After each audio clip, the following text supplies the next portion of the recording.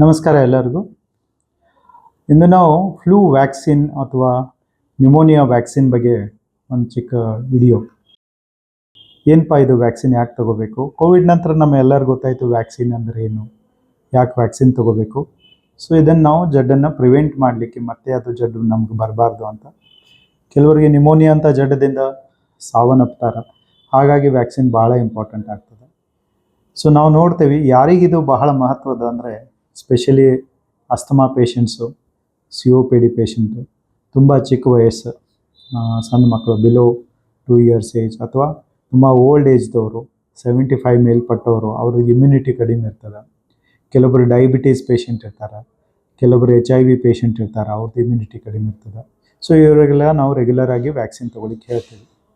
So 2 ವ್ಯಾಕ್ಸಿನನ್ನು ನಾವು suggest ಮಾಡ್ತೀವಿ. ಒಂದು ನ್ಯೂಮೋಕಾಕಲ್ ಕಾಂಜುಗೇಟೆಡ್ ವ್ಯಾಕ್ಸಿನ್ ಅಂತ. ಇದನ್ನು ಒಂದು ಸರ್ತಿ ತೊಗೊಂಡ್ರಾಯಿತು, it is once in life time.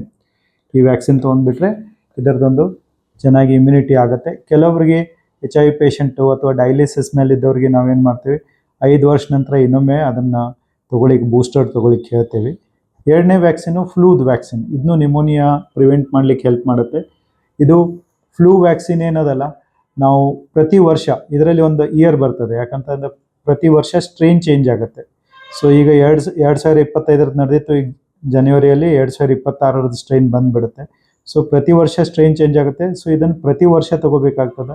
Specially asthma patient, COPD patient, old ಏಜ್ದವರು, ಯಾರಿಗೆ ಮೇಲೆ ಕೆಮ್ಮು ನೆಗಡಿ ಬಂದು ಅಥವಾ ಇನ್ಫೆಕ್ಷನ್ ಆಗ್ತಿರ್ತದೆ, ಇಂಥವ್ರು ಇದನ್ನು ತೊಗೊಳ್ಳೋದ್ರಿಂದ 100ಕ್ಕೆ 80ರಿಂದ 90% ಪ್ರಮಾಣ ಅವ್ರದ್ದು ಇನ್ಫೆಕ್ಷನ್, ನ್ಯೂಮೋನಿಯಾ ಏನಾಗೋ ಚಾನ್ಸಸ್ ಇರ್ತಾವೆ, ಕಡಿಮೆ ಆಗುತ್ತೆ.